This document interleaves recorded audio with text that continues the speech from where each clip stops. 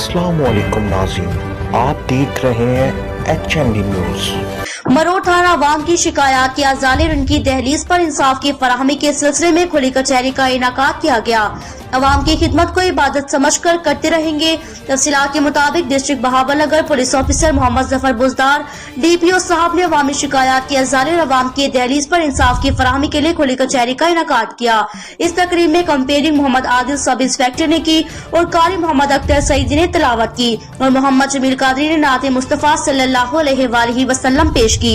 अवामी press club से चौधरी गुलाम कासिम कासमी साहब और मियां मोहम्मद शबीर वट्टू साहब ने इलाकाई मसाइल से आगाह किया और इलाका मरोड़ की आवाम ने अपने मसाइल पेश किए। DPO बहावलनगर मोहम्मद जफर बुजदार ने इन्हें फौरी अमल दरामद का हुक्म फरमाया और सहाफियों से गुफ्तगू करते हुए कहा कि अवाम की जान और माल की हिफाजत करना पुलिस का फर्ज है।